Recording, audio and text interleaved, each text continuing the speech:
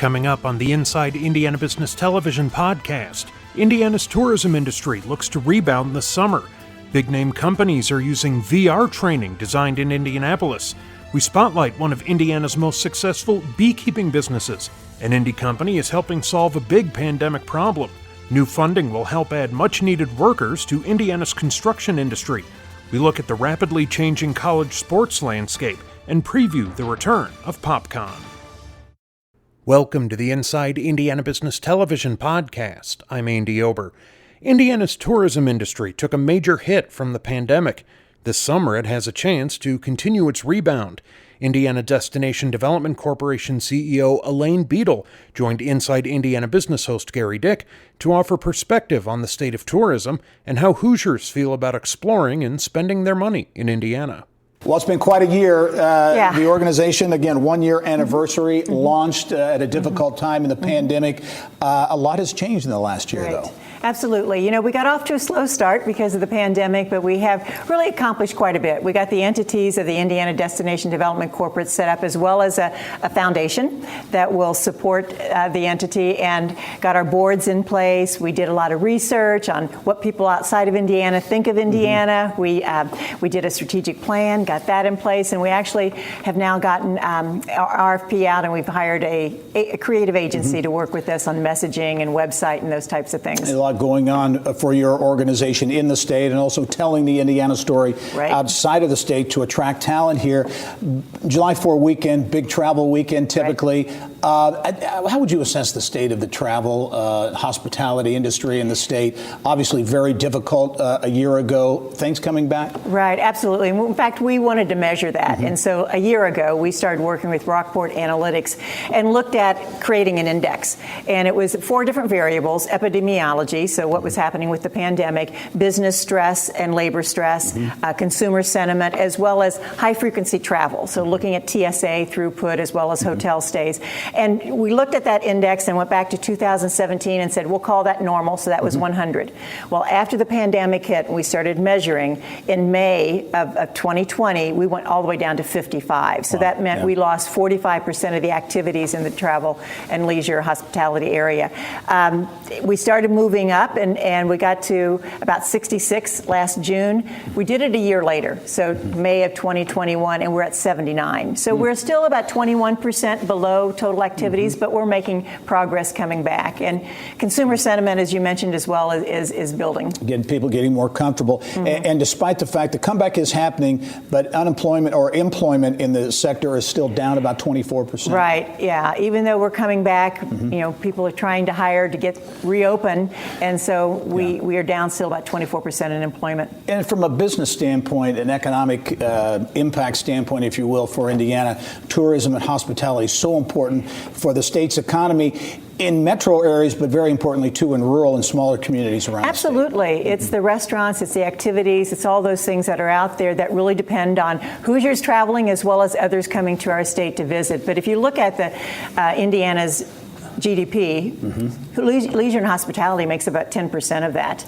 And so it is a big part, about $37 billion. So we want to get that back up and running full. Yeah, part of your mission at the Indiana Destination Development Corporation. And part of that is really showcasing what exists around the state of Indiana. I know you've got a new initiative out, a bucket list, that folks can go out and select from, I think, 50 locations all over the state of Indiana. Absolutely. We've got 50 of the best locations in Indiana, and you get to go out there and select which one you think should be number one. And you can vote every day, but only once a day for the different activities. But, you know, they'll include things like golf courses, but French Lick and wineries and all the other activities around Indiana Beach and Holiday World and Splashing Safaris. So you get a chance to tell us what you think. Is that a big part of the challenge or the opportunity to kind of showcase or let people know what is here, the assets, the locations locations, the venues that are around the state. Yeah, absolutely. I mean, people are surprised at the number of zoos we have in Indiana, just because it's not just the Indianapolis Zoo. There's many zoos, Evansville, Fort Wayne, and different places. But also we've got, to help you plan your trip, we've got 22 different day trips that you can do through the state of Indiana and take a quick little 4-question quiz to help direct you to the right day trip to help you get started on what you'd like to do. Road trips, I mean, there may be one day, they may be several days. Yeah, and as we wrap up, those kinds of things, the more those things happen, the more some of these places that were hurt so badly are going to recover. Right. And you know, even when we can bring people from out of state, it all starts with a visit. People have to have that positive experience here in Indiana to start thinking about, oh, I could move there, I could work there, I could really enjoy and have my family and good work-life balance in Indiana. So that's kind of what it is. Attract people here, have them enjoy Hoosier hospitality, and then hopefully think further in the future to be here. All right. Elaine Beadle, the CEO at the Indiana Destination Development Corporation. A lot happening, a lot on your plate. I know. Thanks for joining us. You're welcome. All right. Thank you. Companies like Siemens, Rolls-Royce, and Corteva Agriscience are using high-tech visual design innovation being produced by Indianapolis-based Vision 3. Co-founder Jeff Hoppler joined us to talk about the company's growth and what's ahead. To give folks a thumbnail description of the company, as I mentioned, launched in 2003, and really it has been an evolution at Vision 3. You start out as basically touchscreen technology. Talk about the business model at Vision 3. Yeah, so the original business model was really focusing in on advanced technology with touchscreens, interactive glass, tablet, mobile development. And we did that for many years, probably about 10 years. We were very, very on the forefront of the type of capability that we were doing at that particular time. Yeah, and you grew that business, training, corporate training, have now expanded into the virtual reality realm. And so VR is really a focus of what you're doing. And you've expanded from training. You have a sales piece now and an education piece. Talk about some of the things that are really driving your business now. Yeah, so you're spot on. So with the virtual reality, it is new for customers. And so there's an educational piece for that.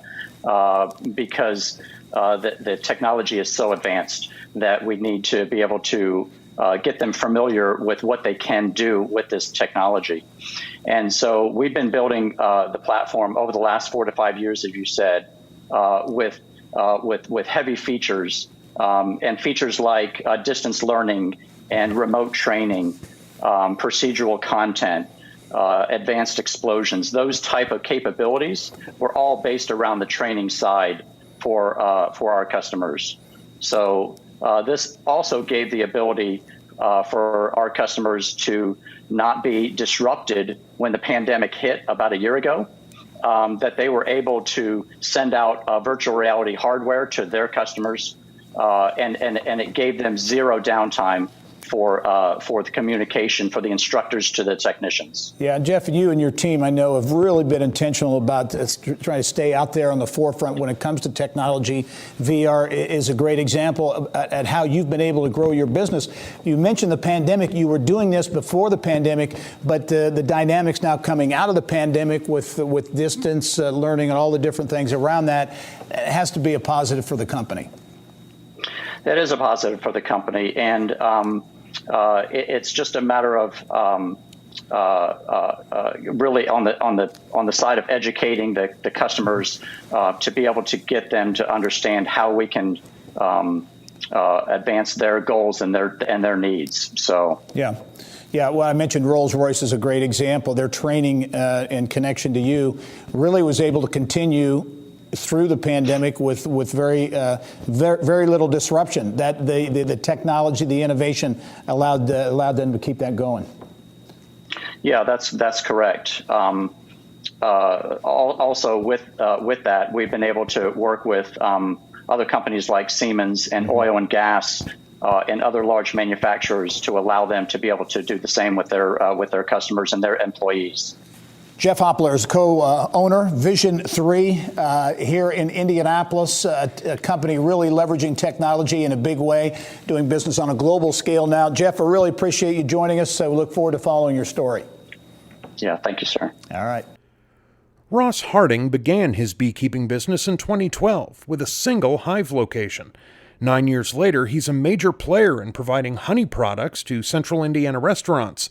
Around Indiana, reporter Mary Rachel Redmond shows us what's abuzz with hardwood honey. How many times do you get stung? Not as many times as I get asked. It's a job many don't want to do. But for 35-year-old Ross Harding, what started out as just a hobby What I want to see has blossomed into a full-blown bee business. So this all started from an article you read, 10 years ago or so? Yeah. And you thought, hey, I'm going to quit my day job and I'm going to start keeping bees? I kind of built it slowly while I still had my job. Gotcha. But still, it was a leap. A leap that's paid off. This is one of how many beehives around central Indiana? I have about 32 locations around Indianapolis and pretty much every city touching Indianapolis. And as they say, when in Rome, Basically the top of the hat needs to go there. Okay. Pull this down. And just to be cautious, right hand please. All right. All the way down. Yeah. Wow. What do you think? All right, let's go. Normally with a big beehive, we try not to stand in front, but these are just little baby beehives. All right, just pulling that out of the shadows. Here we go. Nice frame of brood and bees. This is all honey right here. It's capped. It's ready to, you can just open this up like this, and you'll see that there's honey under here, okay? They can bring in over 30 pounds of honey in a day. I'm not scared of bees, but this isn't something that I ever thought I would do, barehanded. Correct. Right. And how is it for you? I feel pretty powerful, honestly, yes, right? I know. It's amazing. If you were to estimate, how many bees? There's probably 400 bees on that frame, maybe 500. When you're ready to put this to market, We brush the bees right into the front of the hive. But once all the bees are off of it, I just bring the box straight from the yard into the restaurant and cut the comb for them fresh. It is literally hive to table. It's still warm.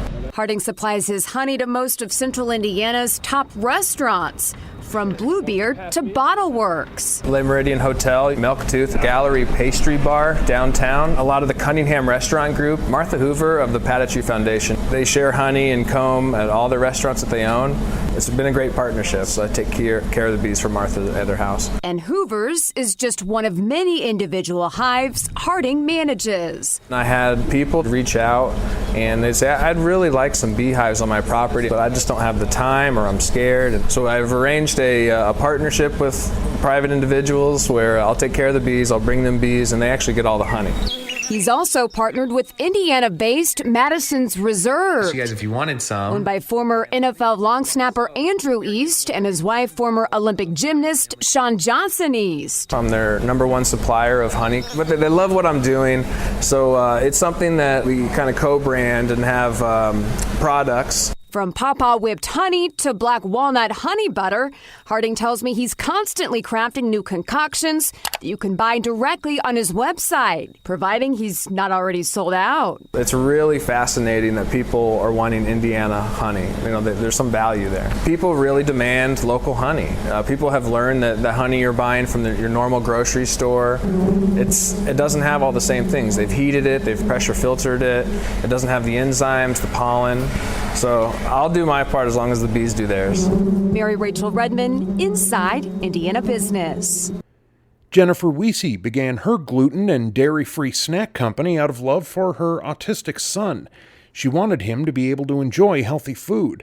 We caught up with the Noblesville-based entrepreneur to see how things are going for Be Free and what's next for her company.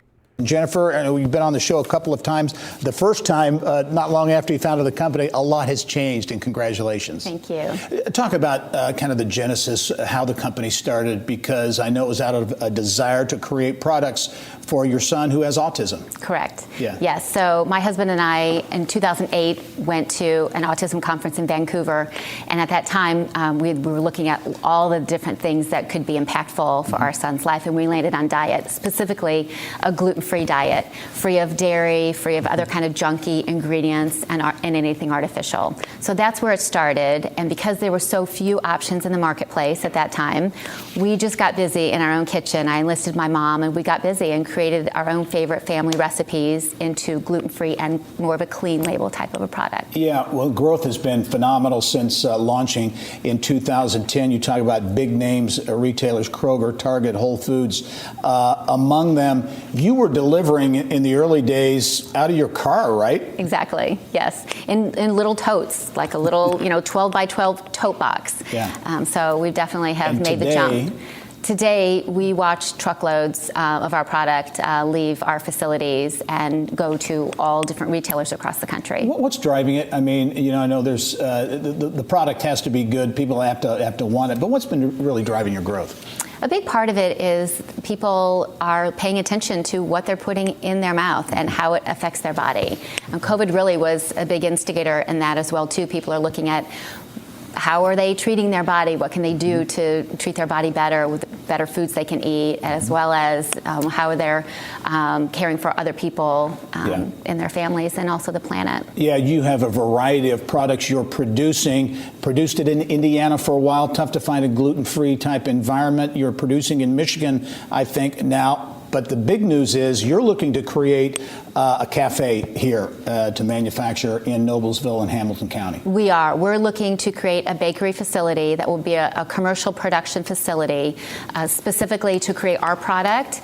And our big dream is to employ people on the autism spectrum. So I was going to ask you about that, jobs, and specifically those with autism. Right. So we're really looking at creating 100 jobs. We'll start smaller, but that's our goal, is to create 100 jobs for people on the spectrum. It's 80 to 85% of young adults with autism are either un or underemployed, and so we want to be a solution to that problem. Hey, before you go, I mentioned you were selected for an elite accelerator program, I think in Austin, Texas. That was really a coup for you to be selected. How did that experience impact the company? It really did. It opened our eyes to a deeper understanding of our industry, the consumer packaged goods industry, as well as it allowed us to take a look at ourselves and how we're managing our business. And we got a deep dive into who our consumer is, who is that core customer that's buying our product. Jennifer Wiese, the founder and owner of Be Free, congratulations on the growth, really making a difference business-wise, but also in community. Look forward to following the story. Thank you. Okay. Remember, you can catch Inside Indiana Business Television on stations throughout the state every weekend. Head to InsideIndianaBusiness.com to check listings. When the pandemic hit and Eskenazi Health began limiting the number of people allowed in the hospital, it presented a big problem: how to get medications to patients. Enter Pillow Logistics, an Indianapolis-based minority-owned delivery service. Outpatient Pharmacy Services Manager Todd Cox and President Eddie Pillow spoke with Kylie Valletta in the business of health. All right, Todd, let's start with you. Take us back to the early days of the pandemic when really this need to get your prescriptions to your patients overnight became a critical need overnight. Well, if you'll recall, when the pandemic started, people were asked to shelter at home, businesses were closing, and other businesses were limiting the number of people to come in, trying to protect everyone. We still had patients that needed prescriptions, and we needed to figure out a way to get them delivered. And that's when we contacted Pillow. All right, Eddie, I hear that you have now delivered prescriptions to more than 3,000 patients. Give us an overview of how this delivery service works. Sure. So we've had the privilege, really, of being able to integrate our systems to allow the Eskenazi pharmacy team to place delivery orders directly into our portal. Orders are placed by the pharmacy daily, and we deliver those same day. Our system then provides the pharmacy team real-time visibility into their patient order status, delivery order status. And then on the back end, our delivery portal utilizes a geofencing technology that would prevent orders from being delivered to the wrong address. So definitely working on some making sure things stay within the HIPAA guidelines.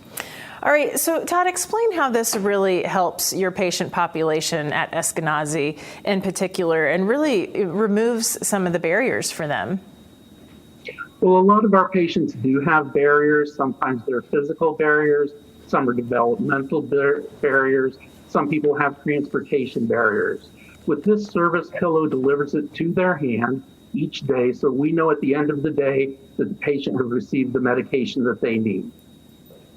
And Eddie, you are the largest minority-owned courier service in Indiana. What does this kind of growth mean to you, especially during a time when a lot of small companies were not doing well at all? Yeah, it's really been a blessing.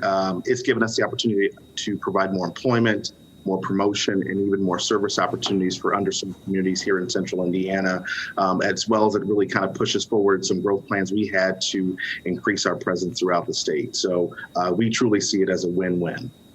And Todd, Eskenazi could have chosen a national logistics company or a larger company to execute this home delivery service. Why did you see such a good partner in Pillow Logistics? Well, we were looking for more than a standard service where you dropped it in the mail and it might show up in a mailbox or show up on someone's door. With Pillow, it's delivered to the patient's hand so that we know that the patient receives the medication, we know when they receive it, and we know that it's been handled properly. And Eddie, because of this new partnership, you've added a new segment to your company as well with Eskenazi involving warehousing. So explain how that came about and what you're doing for Eskenazi now because of that. Sure. So Eskenazi has stayed ahead of the curve, ramping up on PPE materials. We've gotten into the warehouse and fulfillment business for them. So obviously, as they have looked down the road, looked at their needs, they've reached out to us to provide more of the warehousing in real time, just-in-time delivery to their clinics and their hospital locations. It's been great. And Todd, I imagine that you get to talk to patients as part of your job there. What are they saying about this new service? And are they even perhaps more compliant now with their medications, that it's being brought to them at home, than they were even before the pandemic? As I said, our patients face a lot of challenges, and they are absolutely thrilled that someone brings their medication to them when they need it. They don't have to worry about, is it in the mail? Did somebody steal it off of the porch? They really, really appreciate the excellent service that we've received from Pillow. We've received compliments on the drivers, how courteous and professional they are. It's just been a great relationship for everyone. And Eddie, we just have a few seconds left, but your company before this had never done a home delivery service like this. I understand you had to add some new technology to make it happen, and I know you did it within about a week, which is pretty impressive. Just tell us what that whole experience was like.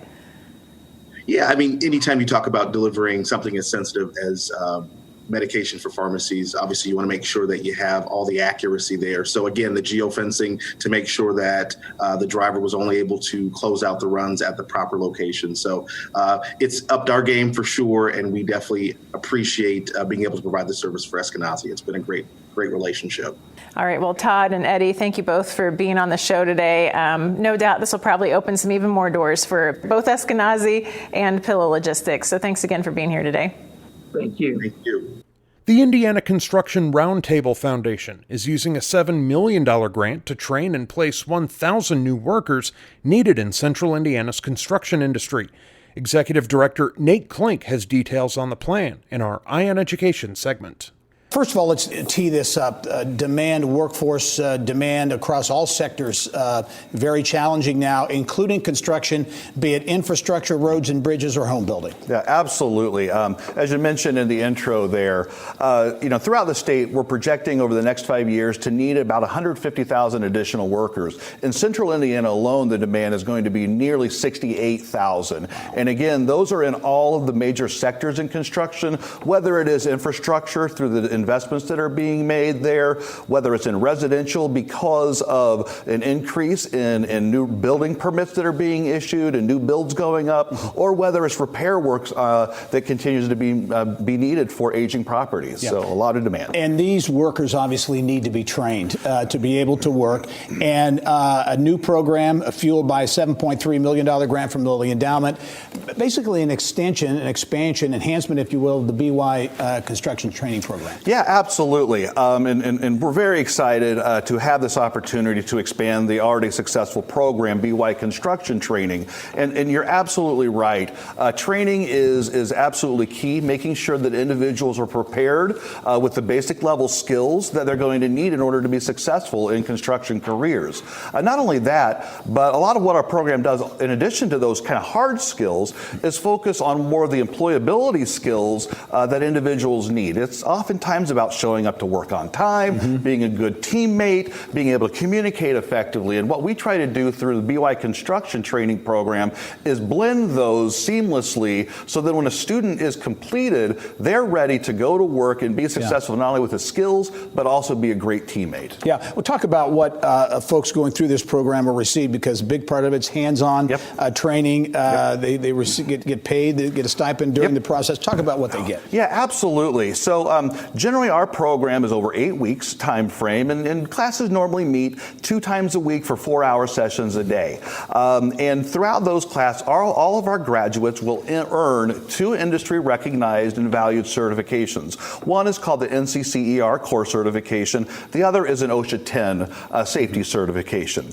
So with our expansion through BY Plus, what we're especially excited about are those enhanced services that are being provided to students. So those include, as you mentioned, a hands-on component where each week our students are going to have the opportunity to go to work with our partner organization, NeighborLink Indy, on work sites to work on maintenance and repairs through rundown homes throughout Indianapolis. In that regard, they're going to get their hands-on experience through that, and the students will be paid a stipend for working that day a week. So as they graduate, they'll have the industry certifications plus hands-on experience, which is going to make them very valuable to our employers that have needs. As you look at demand, and you touched on in terms of numbers, but huge projects like IU Health, a lot of the infrastructure projects among them, and important to point out that these are jobs typically that pay a good wage. Absolutely, and again, this is why we have such a belief in the construction industry, is because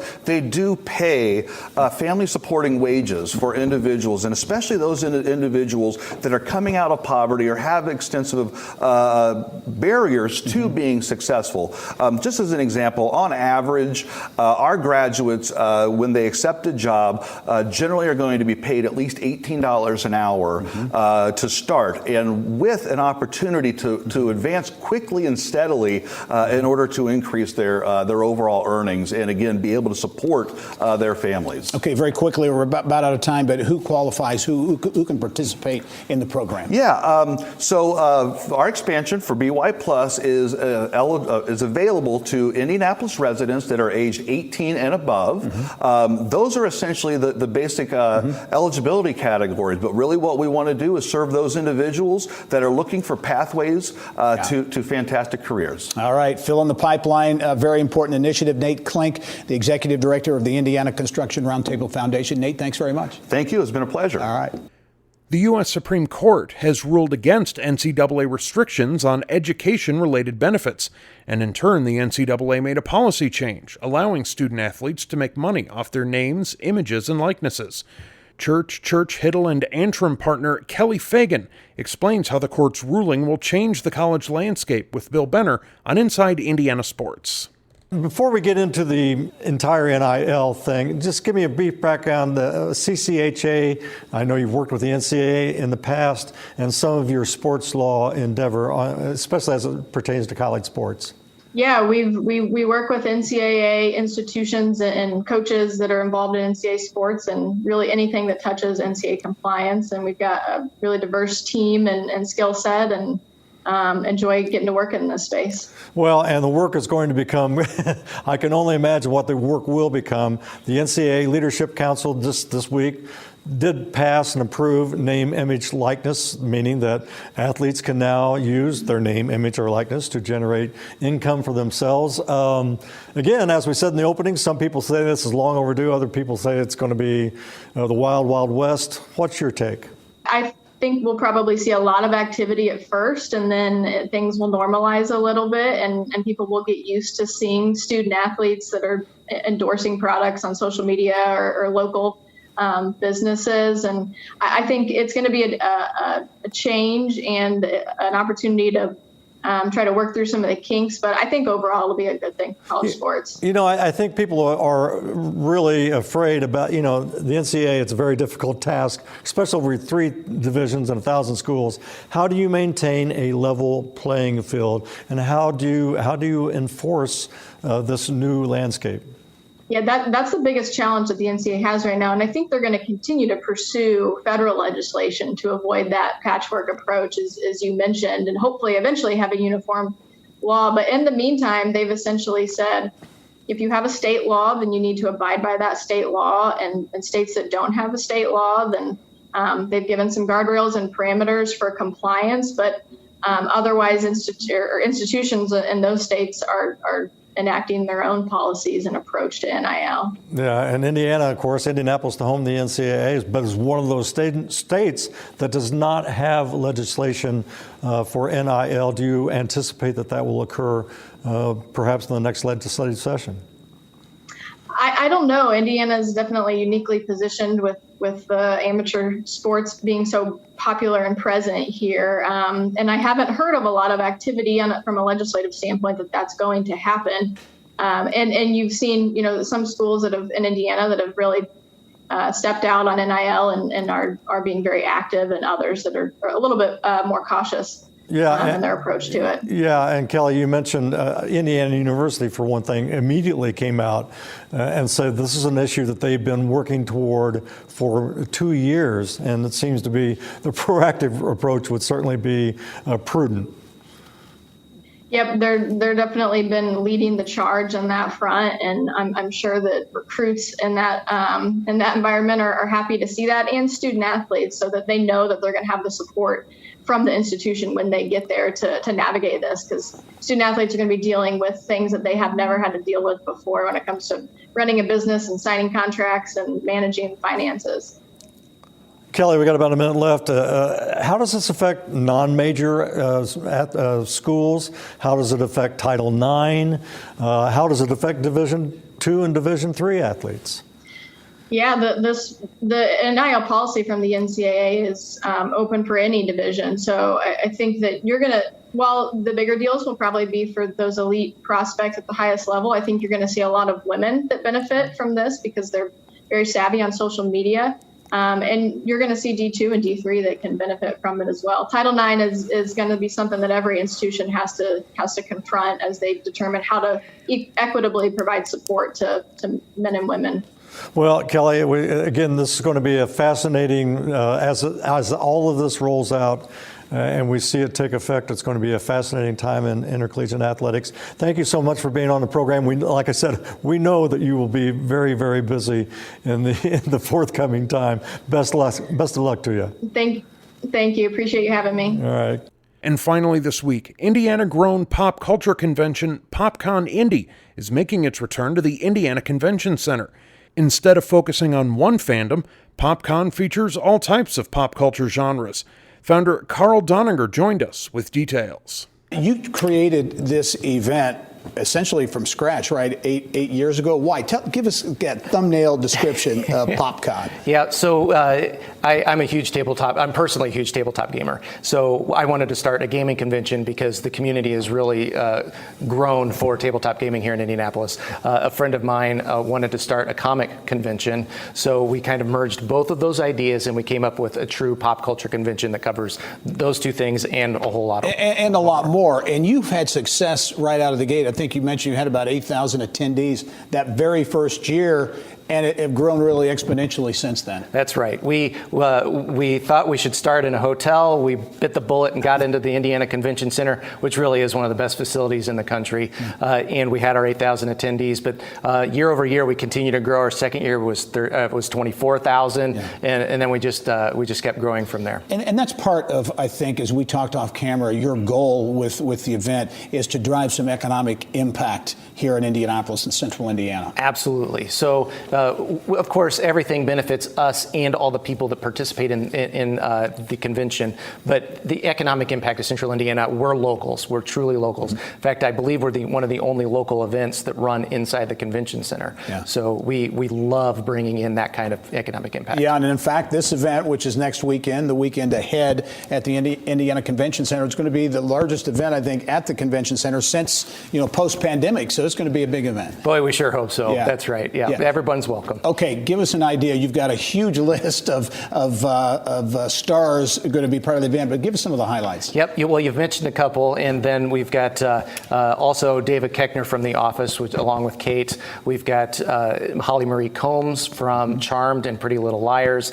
We've got the voice actors for Bugs Bunny and Elmer Fudd and the Futurama cast, and we've got Star Wars voice actors. We've got Emily Swallow coming from The Mandalorian. So whereas you may not have seen her face, she's one of the major characters from season 1. We've got YouTubers coming in. We've got more voice actors, Power Rangers. Yeah. We've got a wide gambit. That's amazing. And you've also got a film festival that you have started that seems to be really gaining traction very quickly. Yes. So in 2020, the fated 2020, we started a film festival that was supposed to be live in person.